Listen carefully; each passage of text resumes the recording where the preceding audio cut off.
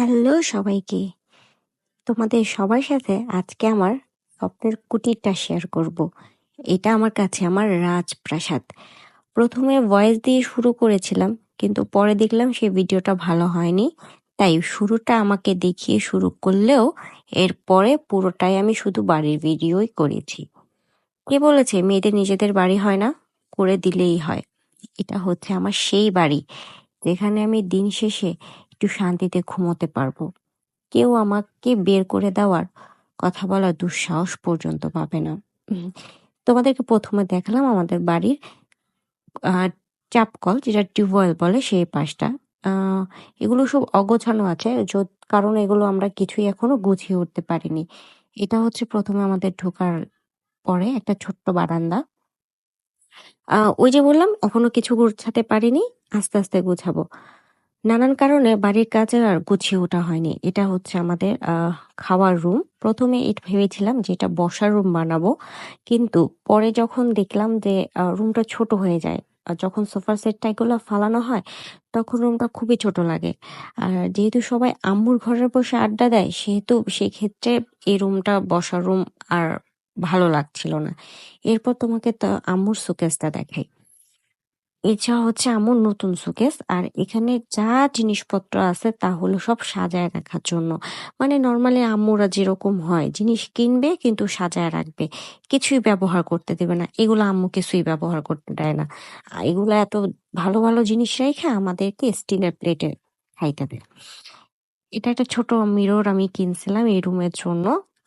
ওই যে বললাম যে কিছুই গোছানো হয়নি, গোছানোর সব কাজই বাকি আছে, কারণ বাড়িটা কমপ্লিট করার পরপরই লকডাউন শুরু হয়েছে। এরপরেই শুরু হয়েছিল আমাদের ঘরের অসুস্থতা। মানে আমাদের ঘরের বিশেষ একজন খুব অসুস্থ হয়ে গেছিল, তাই আমাদের আর বাড়ি যাওয়া হয়নি, আর এটা গোছানো হয়নি। এরপরেই তোমাদেরকে দেখাবো আমার রুম। ওই যে রুমের ড্রেসিং টেবিলে আয়নাতে আমাকে দেখা যাচ্ছে। সবকিছুই ফাঁকা, কারণ আমরা বাড়িতে বছরে মাত্র একবারই যাই, সেজন্য কোনো কিছু সুন্দর করে গোছানো হয় না। এটা হচ্ছে আমার খাট। আর এটা হচ্ছে, আমি দেয়ালটাতে আমার কিছু ছবি ছিল, সেগুলো জাস্ট পেস্ট করেছি। আমার ড্রেসিং টেবিলে কিছুই নেই, সব ফাঁকা। পুরোনো কিছু শোপিস আছে যেগুলো আমি অনেক অনেক আগে গিফট পেয়েছিলাম। এটা হচ্ছে আমি ড্রেসিং টেবিলে নাচ্ছি। আমার আয়নার সামনে এভাবে পোজ দিতে খুব ভালো লাগে। আমি জানি না, আয়নার সামনে পোজগুলো আমার খুবই পছন্দ। আমার এই রুমটাতে কিছুই নেই, শুধু একটা খাট, একটা ড্রেসিং টেবিল আর একটা আলমারি ছাড়া। এটা আমার লাকেজ দেখা যাচ্ছে, কারণ আমি বাড়ি থেকে গিয়েছি ২ দিনের জন্য, তাই এটা লাকেজই নিয়ে গেছিলাম। আমার লাকটা সবসময় এরকমই, আমার জানলা পাশে কেন জানি আরেকজনের বাড়িই পড়বে, সেটা ভাড়া হোক আর নিজেরই হোক। যাই হোক, তারপর নিজেরই বাড়ি, কিছু করার নেই। আর আমার রুমে একটা ছোট্ট সিঙ্গেল দুজনের সোফার সোফার একটা সেট রেখেছি, আর বাকি সেটগুলো আম্মুর ঘরে আছে।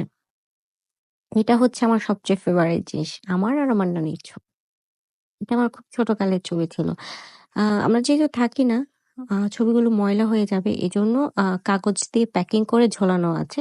আ তাই ছবিগুলো স্পষ্ট বোঝা যাচ্ছে না। এটা হচ্ছে আমাদের ২ রুমের মাঝখানের একটা জায়গা। এখানে কি বানাবো আমরা এখনো প্ল্যানিং করি নাই। এটা হচ্ছে আম্মুর ঘর। আম্মুর ঘরে আছে হাজার বছর পুরনো জিনিসপত্র, যেগুলা হয়তোবা জাদুঘরে রাখা যাবে। তবু এগুলা আমার সাথে আম্মুর একটা পুরনো স্মৃতি মিলে আছে। যেহেতু আম্মুর ঘরে আমার তেমন উঠা বসা নেই, সেহেতু আমার কোনো মাথা ব্যথা নেই। শুধু তার স্মৃতি, তার ভালোবাসাতে আমি কেন হাত দিতে যাব? থাকুক না। তবে হ্যাঁ, এগুলোকে আমি ঠিকই গুছাইয়া দিব, কালার করে দিব, সবকিছু ঠিক করে দিব। আ একটু সময় লাগবে। ওই যে জানলার ওপাশে, ওইটা আমার বড় খালার বাড়ি। ওনাদের টিনের ওই বাড়িটা। আমাদের মাঝখানে বিশাল বড় একটা উঠান আছে। তারপরে আমাদের ২ পাশে ২ জনের বাড়ি। জানলা থেকে ভালোই আলো বাতাস আসছে। এই যে সোফার বাকি অংশ, বলেছিলাম না যে সবাই আম্মুর ঘরে বসে আড্ডা দেয়? এজন্যই সোফাটাকে আম্মুর ঘরেই নিয়ে আসছি। এখানে বসে আরামসে সবাই আড্ডা দিবে। আরেকটা জিনিস তোমাদের সাথে দেখাই, এই যে আমার ছোট্ট ছোট্ট হাঁড়ি পাতিল, এগুলোর সাথে আমার কত স্মৃতি আছে। ছোটবেলায় এগুলো ছাড়া খেলতামই না। ২ দিন পর পর বলতাম এগুলো নামায় দেওয়ার জন্য, আমি এগুলো নিয়ে খেলবো, কিন্তু এখন এগুলোতে হাতই দেওয়া হয় না। এসব দেখলে না আসলে খুব কষ্ট লাগে, কি দিন পার করে আসছি। এটা হচ্ছে আমাদের রান্নাঘর। রান্নাঘরের অবস্থা আরো বাজে, কারণ বাড়িতে আমাদের রান্নাবান্না খাওয়া হয় না। এখনো পর্যন্ত আমরা বাড়ি গেলে আমাদের বড় খালার বাসায় রান্নাবান্না করা খাওয়া হয়।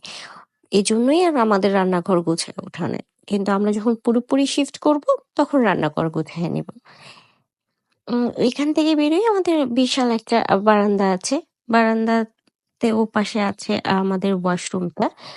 আর এখানে এই কোণাটাতে আজ আপাতত কিছু মেসি করে রাখা হয়েছে। কিছুই গোছানো হয়নি। এটা হচ্ছে আমাদের ওয়াশরুমের দরজা। ওয়াশরুমের ভিতরে আর না দেখাই, কারণ ওয়াশরুমের ভিতরে সবার যা থাকে আমাদেরও তাই আছে। এটা হচ্ছে আমার বেসিন এবং আয়না, যেটা আমার সবচেয়ে পছন্দ। আয়না তো আমার খুব ভাল লাগে। আমার জানি ব্যাক ক্যামেরা আয়নাতে ছবি তুলতে, ভিডিও করতে অনেক পছন্দের। এটা একটা ব্রাশদানি, যেটা আমি লাগিয়েছিলাম। ব্রাশগুলো একদম এটার মধ্যে ময়লা ঢুকবে না, ব্রাশে সুন্দরভাবে থাকে। বাড়ি করার সময় কোনো কিছুই আমি নিজ হাতে করতে পারিনি, নানান অসুবিধার কারণে। কিন্তু এখন আবার এই বাড়িটাকে আমি সুন্দর করে ঠিক ডেকোরেশন করব। তারপর তোমাদেরকে আবার সুন্দর করে আমার বাড়ির একটা হোম ট্যুর দেব। তখন পর্যন্ত তোমরা সবাই ভালো থেকো, সুস্থ থেকো, আর আমার জন্য দোয়া করিও।